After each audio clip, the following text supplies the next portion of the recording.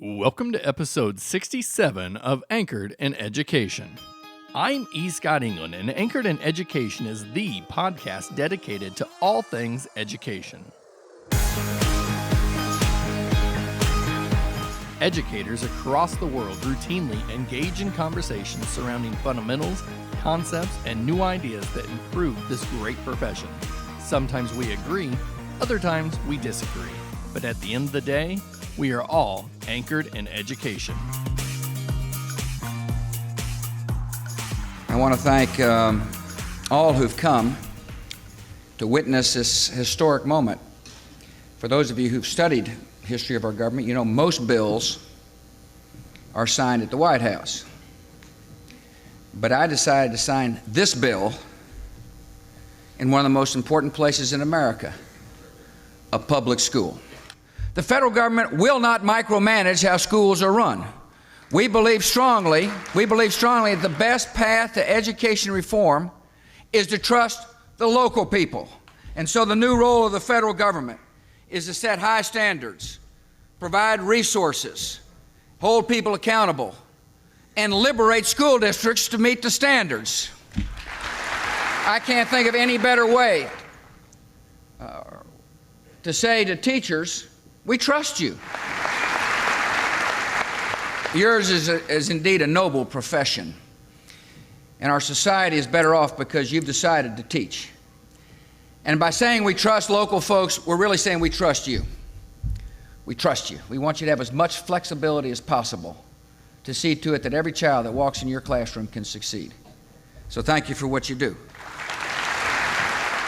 That was President George W. Bush speaking at Hamilton High School in Hamilton, Ohio on January 8, 2002.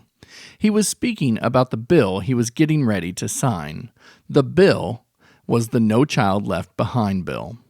The irony is that No Child Left Behind, as with most any other major legislation at the federal level, was nothing but micromanaging. Some would argue that NCLB actually created one of the largest federal footprints in public education. Schools in almost every state began scrambling to show adequate yearly progress, or AYP as the term was so commonly known. The focus of NCLB was that every child would know how to read and do math, which, on the surface, sounds like a great goal. But can we honestly say that schools did not hold a similar goal already? In the 20-minute speech, President Bush thanked teachers for their service in this noble profession. Then he signed a bipartisan bill that withdrew a large amount of autonomy from educators and created a federal watchdog. For what it is worth, states never have to comply with the federal guidelines. Of course, that means they also forfeit federal money. It's a creative workaround to the 10th Amendment in which gives the states the freedom to decide on appropriate education without federal interruption. But I digress. During the early part of the 21st century, in the height of the No Child Left Behind era, began a major push to prepare every student, with a major emphasis on every student, to go to college. What we ended up with was a large percentage of college graduates underemployed. In other words, they were working in a field at a job that did not even require a college degree. This is why I invited my guest onto Anchored in Education today. Dr. Ken Wallace is the superintendent of Maine Township High School District located in northern Illinois. Ken is passionate in that he believes most high schools are designed all wrong. He frequently points out that the largest distribution of good jobs are in the area beyond a high school diploma, but before a four-year degree. So his district decided to take a different approach, and it's working amazingly well. And thankfully, Ken has agreed to join us today to talk more about how we can better design our high schools. Ken, welcome to Anchored in Education. Hey, Scott. Thank you. Glad to be on. Well, we're excited to not only have you, but to learn more about what you're doing and kind of what your mission is. But before we get into that, I think we'd like to find out a little bit more about you and how you became anchored in education. So There's not one simple answer, but the best answer is in 1969, a gentleman by the name of Ed Ziller moved into my hometown of Princeton, Indiana. And there were duplexes right across the street from my house, and he moved in one of those duplexes. He was arriving in town fresh off of graduating from Indiana University. He was a Hammond, Indiana native, and we were opening up a new high school. And the new high school was going to have a wrestling program. So Ed Ziller, Big Z as everybody called him, or Eddie Z, was hired to teach U.S. history, and he was going to be the school's first wrestling coach. And so when he moved across the street, my brothers and I was 7 or 8, and my younger brother Jimmy was 6 or 7. And Ed used to drive out to the high school on Saturdays to do open gym.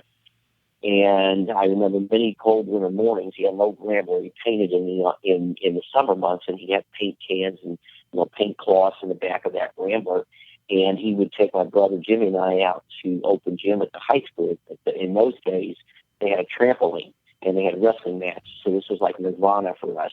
And my brother and I would have our noses literally pressed against the kitchen door, waiting for Ed to pull out and take us. Now, I'm pretty sure there were some mornings that he didn't actually come to a complete stop on the off chance that the Wallace brothers wouldn't be ready to run out the door, but we never really let that happen. We were waiting, we couldn't, it was the highlight of our week, to be honest with you. My brother and I still talk about this.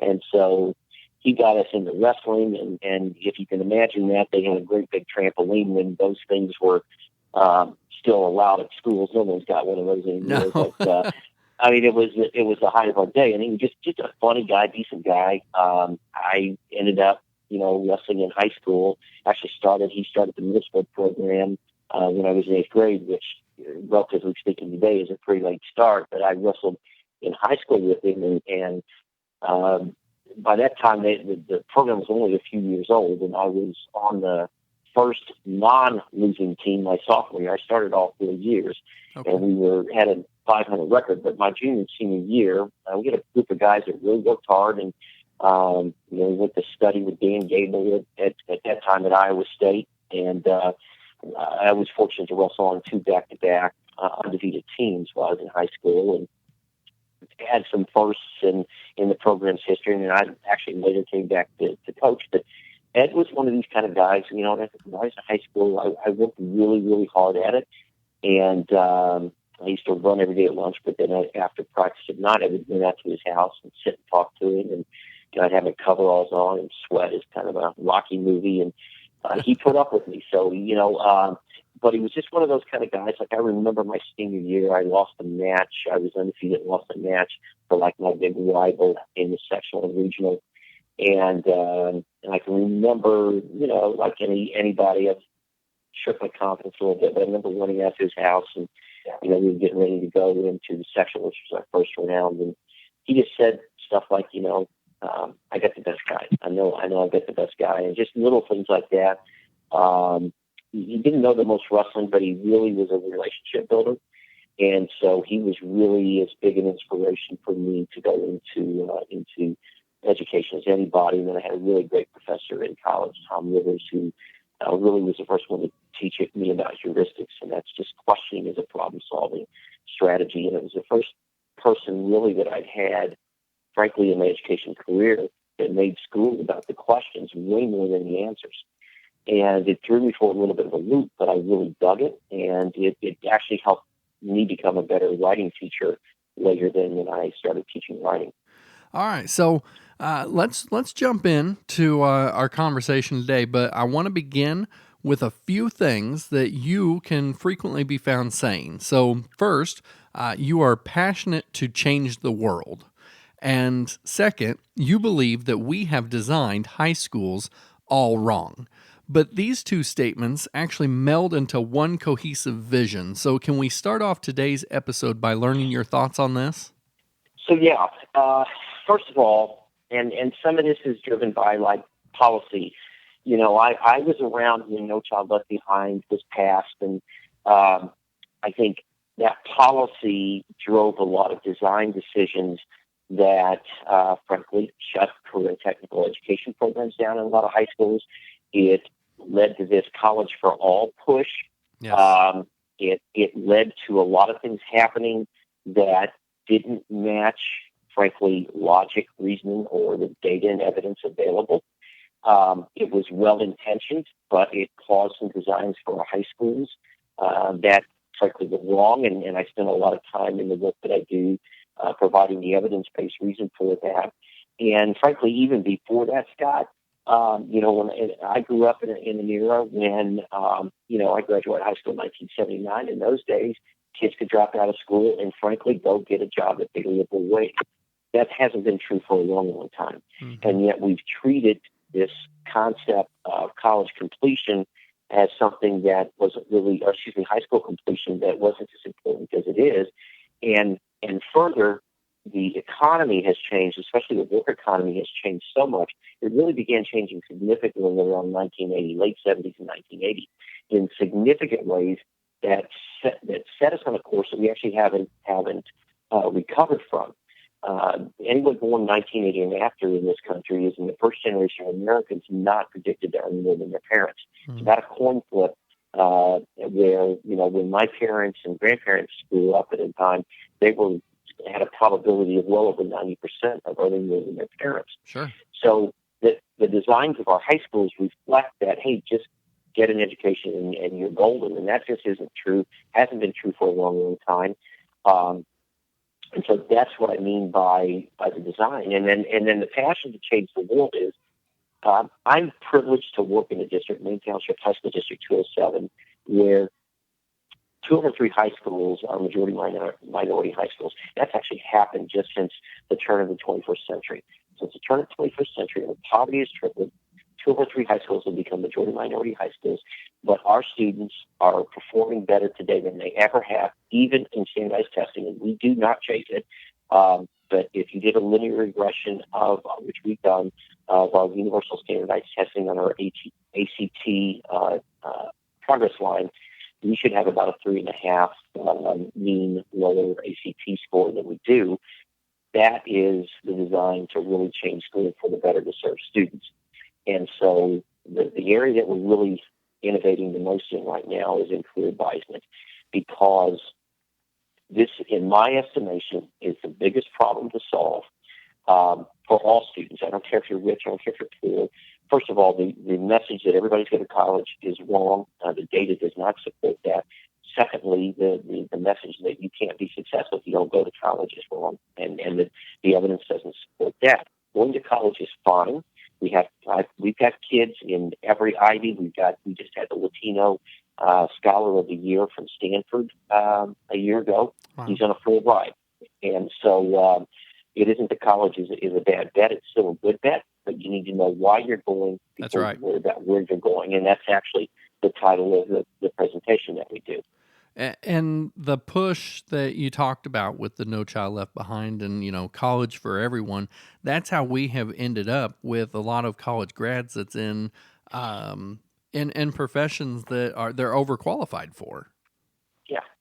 Well, everybody wanted to be a lawyer, everybody wanted to be a doctor. Now, we still have a shortage in doctors. We have a shortage in some medical fields, a lot of medical fields, actually, if you do the research on it. But lawyer, law field's a good one.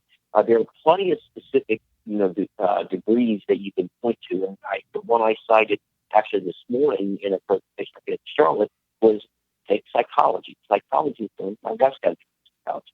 So if you just get a bachelor's in psychology, you're going to struggle, frankly, to make a living wage. And if you want to make any money with a psychology degree, you're going to get multiple, masters and likely a doctorate above that before you can make any money. But there's costs for that.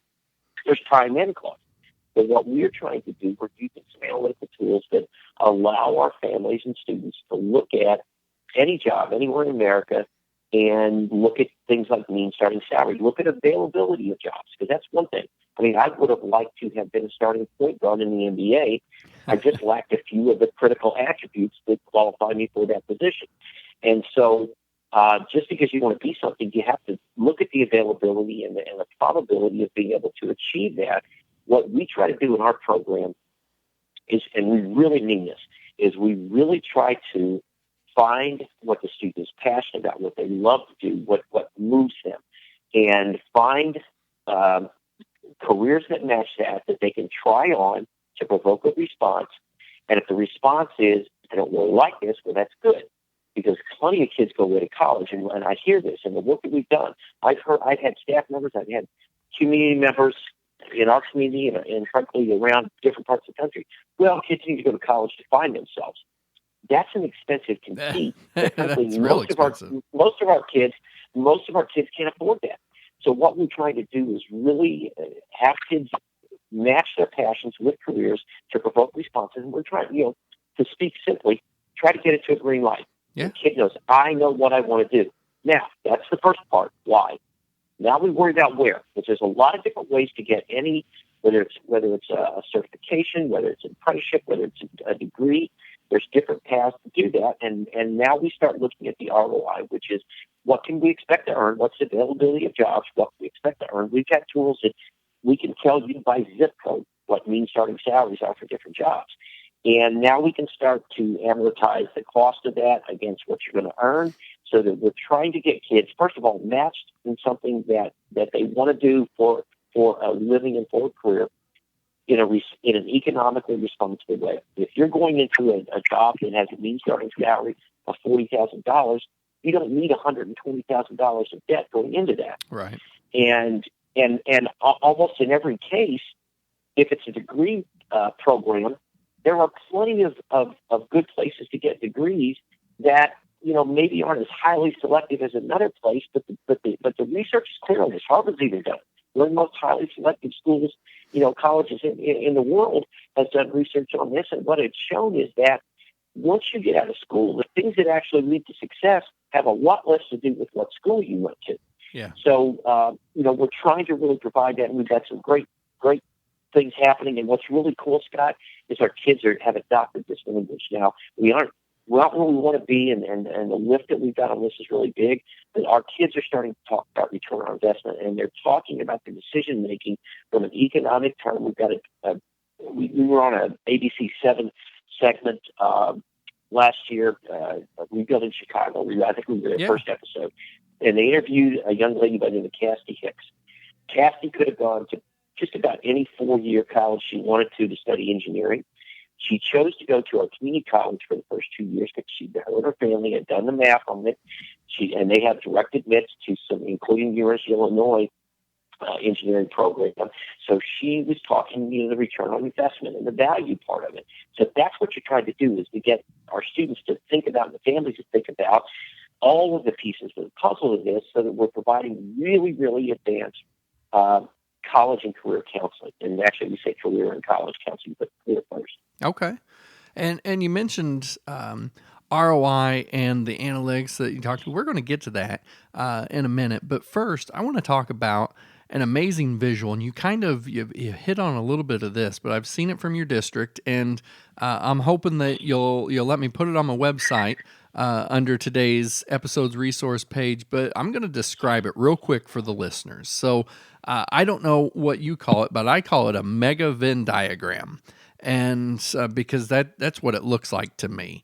And so, in painting this picture, we've got 4 large circles, and they say, what you love doing, what the world needs, what you can be paid for, and what you are good at. And then we heard some of these words just a minute ago from you that overlap, that we are given mission, vocation, profession, and passion. And then at the core, where everything comes together, we have that magic word, which is purpose. And so can you maybe expand on the mega Venn diagram for me? So,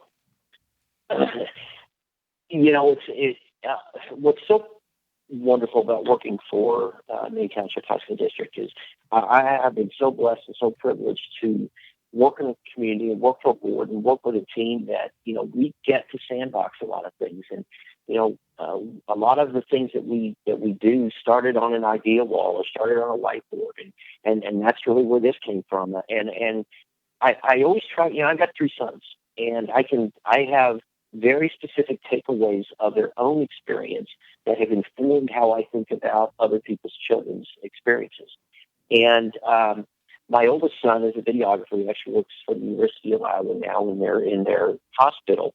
and he runs a content creating team. But he's a perfect example of doing what he loves. Now, in high school, we got the grant for the public access cable channel, and part of that grant was we got an advisor. We had a college professor at a local college who was an advisor. So my son worked with a college professor for 3 years while he was in high school. He knew when he left high school exactly what he wanted to do. He went to IU. He studied telecommunications. He was in and out in 4 years, started his own business, started one of the first student-run TV stations in the world, and he is doing what he loves. And so if you can intersect that passion, that dream, that drive, with a way to make, and we bias toward jobs that pay a livable wage. So we really are trying to, especially with a lot of first-gen students, I believe this firmly, Scott. If you can change the trajectory of a kid's life and put them into a career that, first of all, they love, where they can do something meaningful that matters to them, and it pays a livable wage, you didn't just change their life. You change the life of their children and their children's children. You change generational lives. And so the design on this is, there's a purpose. There's my purpose behind it. That Venn diagram is about me too. I'm privileged to live that Venn diagram. So it really was about the idea, if you could think from the perspective of a single kid, what's as good as it gets? Well, as good as it gets is we get to go to work in something we love. And I'm going to share a video with you that you can share too. It's a Conrad Reich story. And when your listeners see that, a picture's worth 1,000 words. And Conrad is a kid that graduated from Maine West last year. He's an ICANN apprentice. He works at Herman Ultrasonics. And he talks about, I get to go to work and get paid for it. First of all, they pay him to go to work. He works 3 days a week. He makes $30,000 for 24 hours of work a week. That's a $50,000 job. He's going to school 2 days a week out of Elgin Community College. They're paying for that, and they will likely pay for as much school as he needs or they need from him. And he's en route to make a much better income in a few years when he finishes.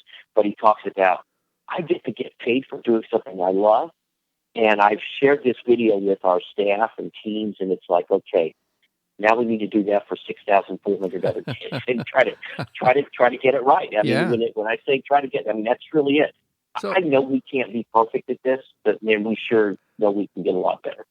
What I'm hearing you say, and I go back to a saying that we've heard many times, and maybe someone listening has said it, and we think of it as a corny saying, but it's that, if I can find a job that I love, I never, have to work a day in my life. And but essentially, what that is, as corny as it may seem, that's true. Yeah. And so we started with a simple idea. This Venn diagram, as we were looking around, we saw some things like that, and I think Pam Moran posted. There was one that was we were named by Successful Practice Network a year ago as one of the most innovative districts in America. We had our version 1.0. This is our version 3.0. Okay. And so Pam posted that, so I shared it with her. So she could have the updated version. But we get it. I've had a lot of people. PJ Capozzi has asked me to use this, and we're happy to let people use it. It really does illustrate, though, sort of a core ethos for us, and we're not just talking it. We're actually designing and building for it. It's a really complex build. It's actually, it's what we have set out to do is a research question, and it's a question that hasn't been asked, so the answer doesn't exist. And the question is, how many iterative career experiences would you need to build, for 6,400 kids? Let's say that we want to get to a 90% match rate. So by the end of your senior year, you know what you want to do. We design the where for you. How many experiences would we need to model for to get to that 90% probability? Because it's not one. It's not two. We really don't know the answer to that. So we're actually studying what we're doing to try to get to the answer to that. When we started this work, we had 74 business partners. We are literally now at 624, wow. And that's probably not as many as we need. And so, in the audiences I talk to, I always say, let's start with your local economy. Greg Personnel and David Lett are doing this down at Litchfield. And, when they came in and did this, and they're both relatively new to that community, they discovered some businesses that they didn't know were there. And they're really high-tech, powerful businesses. There are things that, I'm from rural America, where agriculture is a big business, but agriculture's got a bunch of spin-off businesses. And so You work with what you got there. I think that what we're doing, and I tell people this, I think it's a community revitalization program because you have these deep connections with your community members, with your business partners, and it's symbiotic. Our kids who have started internships with our business partners have been hired to go to work for them in many, many cases. It's amazing. And they're in, they're in where they want to be without the what we had talked about earlier, the debt that some have accrued in trying to find where that profession is for them. And so you're getting them set earlier. So hey, Ken, you threw a banking term or an investing acronym at us earlier, ROI, and so spelled out that's return on investment. But ROI can also be found in your school district when helping students develop a career plan. And I think it would be beneficial if we would maybe spend a few minutes talking about the Return on Investment Career Pathways program, including why this is such an important topic before students begin investing in post-secondary training. So somewhere on the order of 40 to 50% of kids that come out of college with a degree.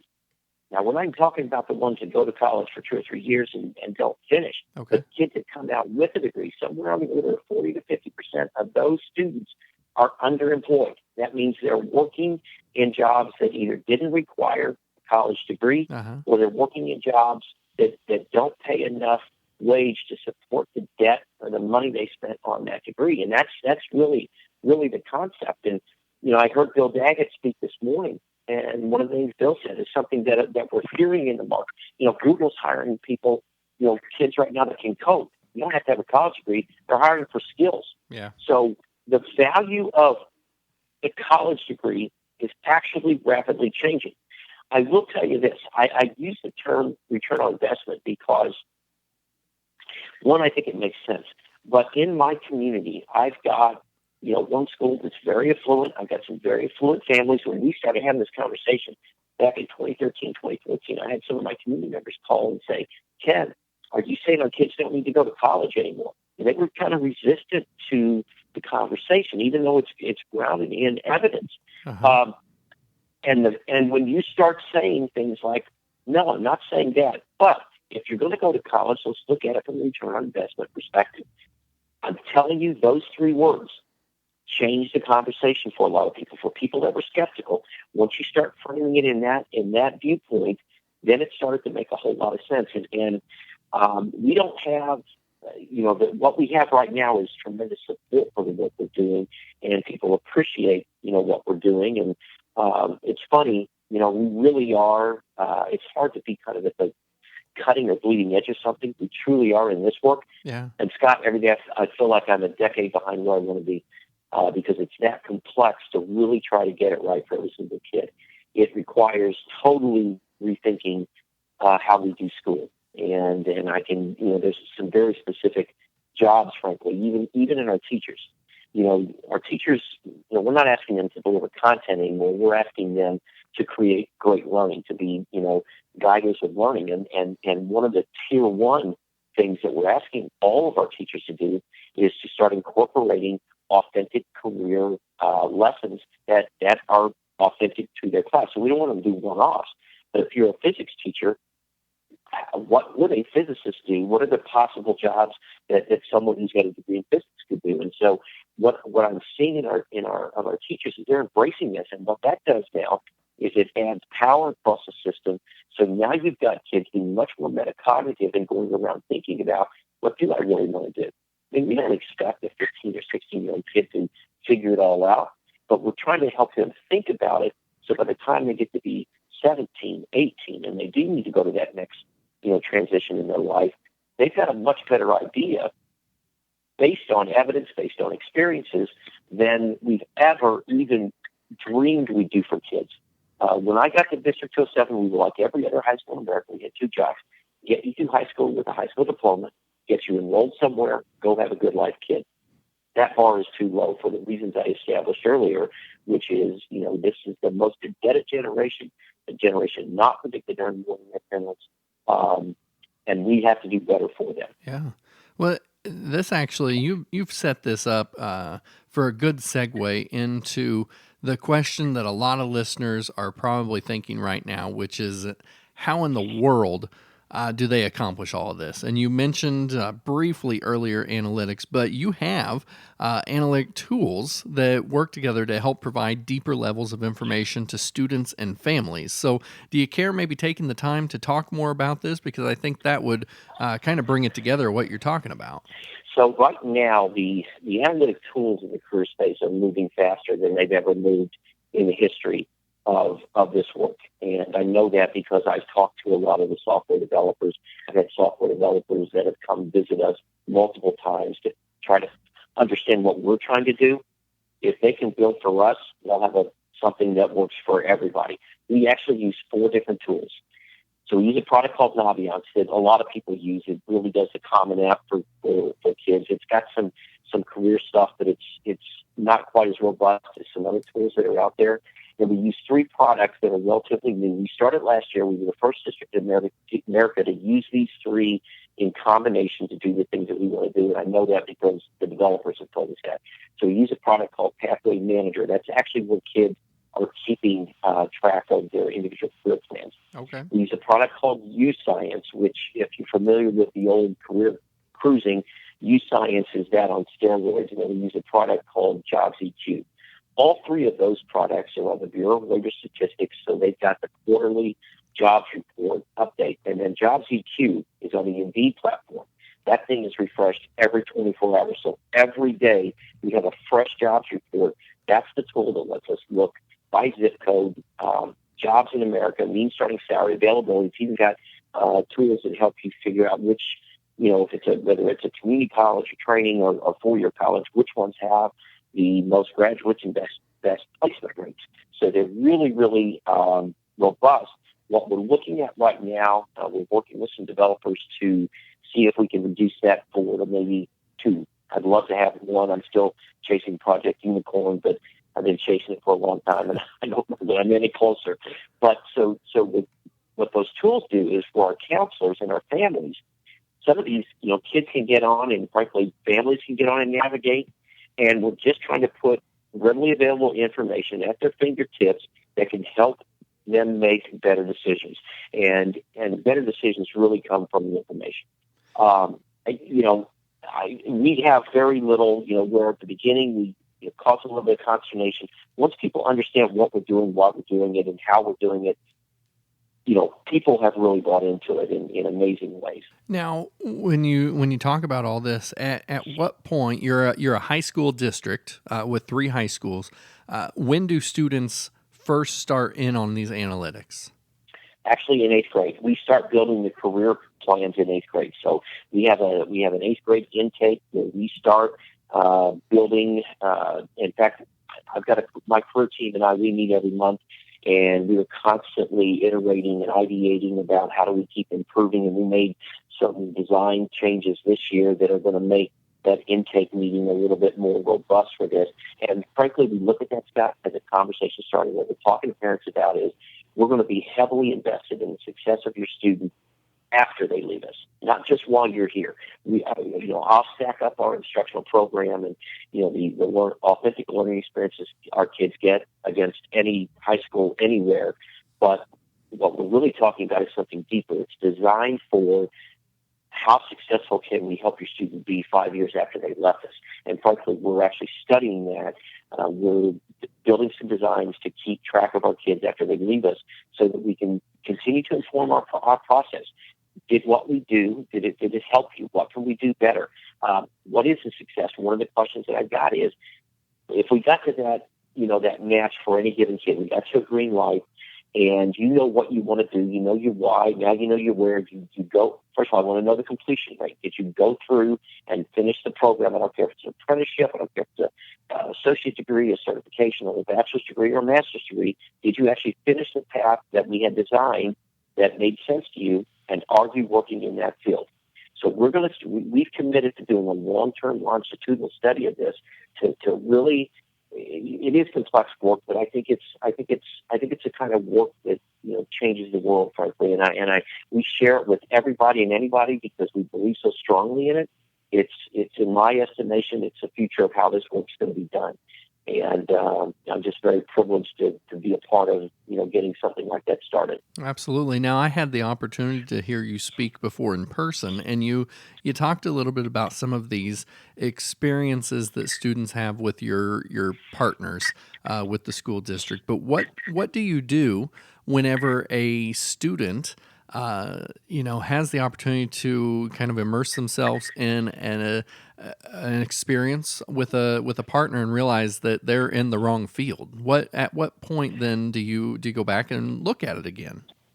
So as soon as we need to, and I'll never claim on any of this work that we're perfect or anywhere close to it. You're always learning and you're always trying to figure some things out. But we modeled from the very beginning. In fact, that's a success for us. So if the student gets in there and realizes, I don't like this, we actually treat that we've done our job. We've done a good thing. I talk to kids all the time. I always pick on accounting, but that have gone and gotten 4 years degree in accounting. They work at one of the big firms, and 6 months into the job, they realize, oh my God, I hate this. Yeah. Don't you think they wish that they had figured that out as a junior or senior in high school before spending 4 or 5 years and all the money to get that degree, and now they're transitioning into something else?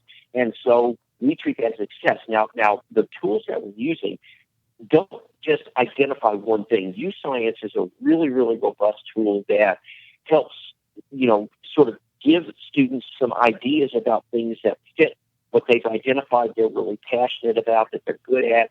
And so we've got, multiple backup things.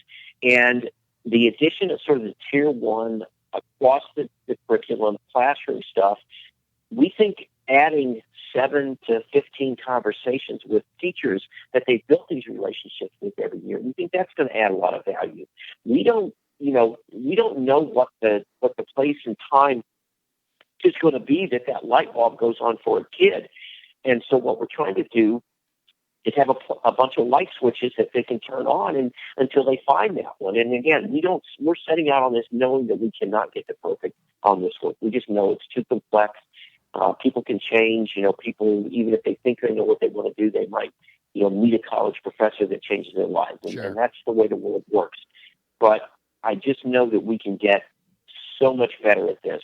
We haven't even thought about it. Again, we had 2 jobs: get you through high school, get you enrolled somewhere, go have a good life. We've done our job, and I just don't think that isn't good enough. It's a lot more complex than that. Yeah. All right. So, and frankly, colleges aren't built for this. Right. Colleges are not built for this. That's the other pieces. They've got to increase their game. Well, I since you bring that up, let's just go there. What is the conversations that you're having with some higher education institution up there or around on the way that you're approaching this? Well, I wish we were having some better conversations. Okay. The problem is, and I'm looking actually at some legislation right now that's being proposed about, basically building like an early college model, but it's all written from the perspective of higher ed. It's mandated to the high schools. The Power Act was well-intentioned, but it was really mandated.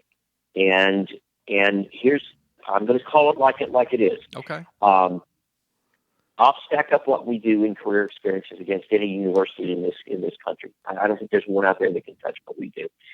That's not an opinion. I want to hear one that's even close to it because they don't exist.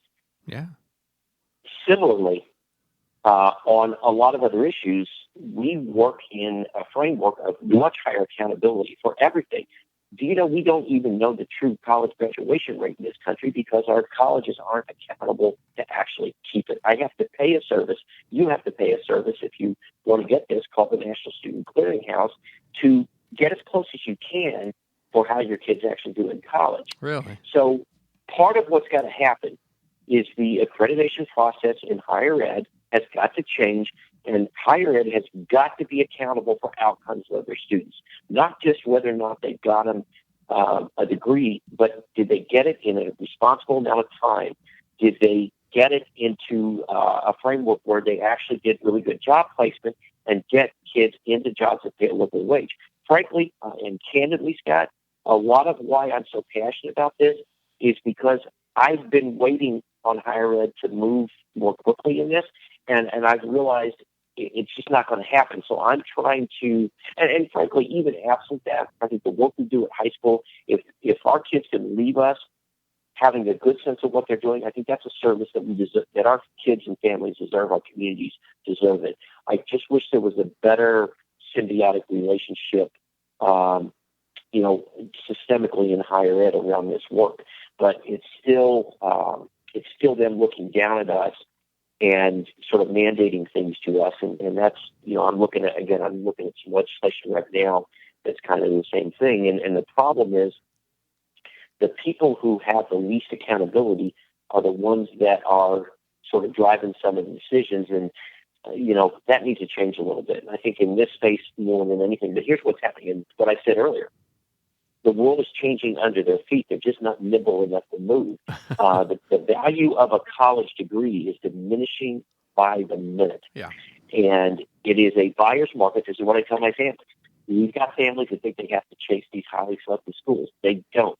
There are almost zero cases where getting a degree at a highly selective school over a really good, affordable state school advantages a kid in any significant way. Perhaps in law, where there's an oversupply of lawyers, if you could get a degree at Harvard Law, you might be advantaged, but that's pretty nominal. And even then, you don't need to take on, $300,000 or $400,000 worth of debt to do it.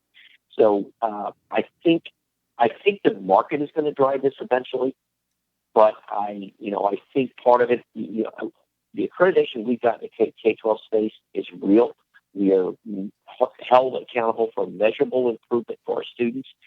College is still lacking that, and until that changes, I don't think the rest of it's going to change nearly as quickly as it needs to. Okay. So, Ken, before we go, you mentioned legislation, and you and I may get along so well because I've been outspoken on legislative outreach in the past, and you're much more eloquent whenever you do it. I tend to just go all out, but both you and I think it's all in the name of advocating for what is best for students in education. And it is something that, you're frequently advocating for as well. But, I believe state and federal policies often work against the best interests of students. And you mentioned a big piece of legislation earlier that is a great example, and that's No Child Left Behind and that push for so many college grads. So what suggestions do you have for educators looking to talk to legislators and making sure legislation remains focused on students? Storytelling. I have found, and a few years ago, and I think this, I wrote the original draft of Senate Bill 2838, which became a piece of dual credit legislation that passed unanimously in the House and Senate. And the reason that it did that is that it was a light of day issue. The things that we're talking about, the only people that ever line up and fight against them are higher ed lobbyists. But everyone else, when you shine a light on it, they go, well, of course we should have dual credit courses that serve our students, that help, reduce the amount of time and money that they have to spend. Our community colleges are property tax supported institutions that are built to serve students. Of course we should do that. And when you put it out as a light of day and tell the story from the perspective of a student, of a family, of a community, of a state, that resonates with our legislators. And that's what I think makes the most sense. And thank you for the fine compliment of calling me young. And I'm not sure that everybody would necessarily agree with you, but I'll take it and move on. But I'm very passionate about it, and I'm passionate about it. And I'll tell you a story why. So a few years ago, my local community college, we got a data sharing agreement after trying to do it for many, many years. We knew some things anecdotally about how our kids were doing. Again, I've got two majority-minority high schools. I had a young woman, a first-generation student whose family didn't speak any English. She went to our local community college. Because one person at the community college, the dean of the English department, was allowed to basically set her own cut score. She set cut scores 4 points above the ACT college readiness rate, higher than what the state colleges, the 4 years were doing. arbitrarily. This young woman went into developmental English courses, and over the next 5 years, she took 9 courses. The fact that they even have 9 developmental courses, it says something. But she took those 9 courses 20 times. She passed all of them over a 5-year period.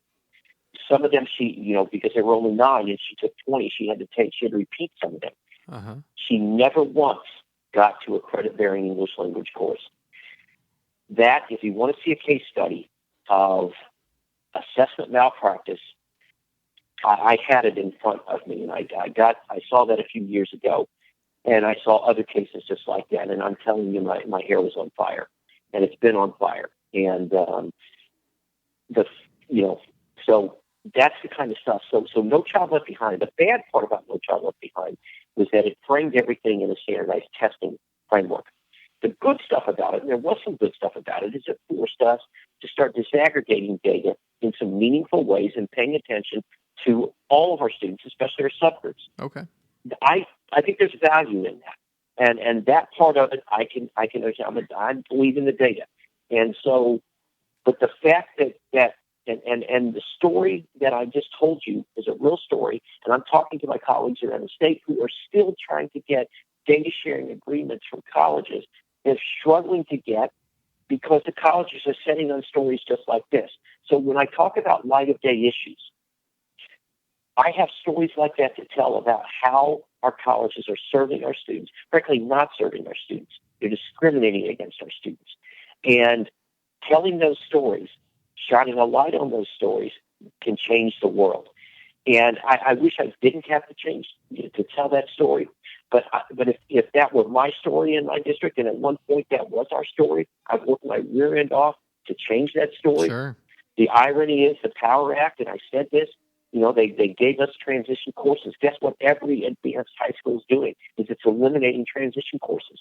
We have more students this year. We went to integrated math. We have more students accessing our regular 9th grade curriculum this is after one semester than we've ever had, and they're doing it more successfully than they ever have. So the best practices that we're practicing, we have to go back 2 decades when our kids go to higher ed. So there's a lot of pieces here that I think still need to continue to work on. But it's really framed for me, Scott, the need to make our kids as future-proof and dummy-proof against the things that might happen in higher ed. I'm trying to get a framework where my kids can get out of high school with an associate's degree. I'll give you another great example. We have a partnership with Eastern Illinois for a credit-bearing math class. Okay. We had a bunch of kids get credit this year who never would have gotten into that class at our local community college. So I've decided I'm going to be a discriminating consumer. I'm going to make choices for our kids. We're going to build partnerships that serve our kids the best. But the fact that I've even got to do that illustrates part of the problem. Sure. We have a long way to go, but you are kind of leading the charge in bringing about change, necessary change for not just what is best for students at Maine Township District, but like you said, the impact isn't just the students. It is ultimately it's their families and the families they have and the lives they live. And our work is important work. And I think you showed that today. And before we go, I think that we forgot to give a shout out to the fact that you are a Sycamore, Indiana State. Harvard of the Midwest, as we say. Absolutely.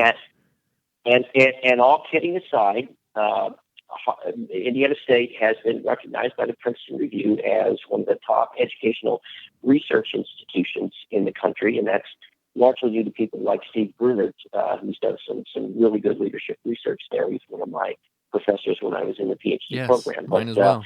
I talk to a lot of our families whose kids are going to go into education, and they're looking at these out-of-state schools and things like that. I say, look at Illinois State. The state colleges that were built to, the original teacher colleges, which is what Indiana State was in Indiana. Yeah. The nice thing about those schools is they have a legacy of being about education. They often have far, far better education programs than many of the, the expensive schools you can go to. And from a return on investment standpoint, it makes sense, if you're going to go into teaching, not to come out with a ton of debt. Yeah. And I'm seeing that. I asked, we have 26 new teachers in my district this year. 9 of them are right out of college, something we didn't used to do. But we put our teachers through a 4-year cohort, and we basically train them on high impact strategies. But I'm asking now, how many of you are carrying a bunch of debt? And the hands are going up. So I see it even with our new employees. So again, as I said, every time, I know we're pretty much on the cutting edge of this work. I feel like I'm 10 or 20 years behind. That's how much of a sense of urgency I've gotten. And the nice thing is I've got a great team of people. Some of the work that we're doing will be going on long, long, long after I'm gone. But if you've done the right work, that's how it should be. Yep. Laying the foundation. Ken, I just want to thank you so much for joining us on Anchored in Education today and sharing more about the work you're doing. Thank you. I'm so honored to be on here, Scott, and thank you for all of the work you're doing to advance education, not only in the state, but in the nation. I appreciate that. I hope you noticed how passionate Ken is about this topic. I was fortunate enough to have heard Ken speak before, like I had said earlier, and he was just as passionate then as he is now. Now, you can read more about Ken on my website, escottengland.com. In the resource section, it will have many of the articles and videos we reference so you can read more about the specifics on what is happening in Ken's school district. And also, on Twitter, find Ken Wallace by searching at Ken Wallace 207. Before I wrap up today's episode, don't forget to subscribe to Anchored in Education on whatever platform you get your podcast. Now, it is difficult to imagine a high school that does not follow the traditional model, and that right there presents the exact argument Ken and I were trying to make today. Why should our high schools look like the high schools my parents attended? Why do we still pound the message about how important it is to attend college? I know that it is still preached to us from a conversation my kids had in my truck a few years ago.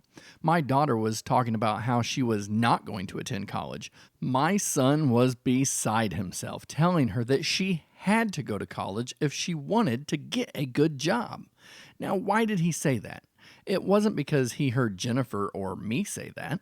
Now, while it is true that both her and I have advanced college degrees, we have reiterated to our children many times that they do not have to go to college. In fact, before becoming an educator, I worked in a factory building cabinets, and I made good money. But this is the message that we are teaching our children. We instead need to take the approach of Ken and his school district. Let's look at all of the options. Let's find out where our passions are. We may find that achieving our dream is much closer than expected with a lot less debt to be incurred. This is the ultimate service to students. Now, is math and reading important? Absolutely. And Ken would agree with that statement as well. But is preparing for college the only path for post-secondary? Not a chance. We must do better. Because after all, at the end of the day, we are all anchored in education.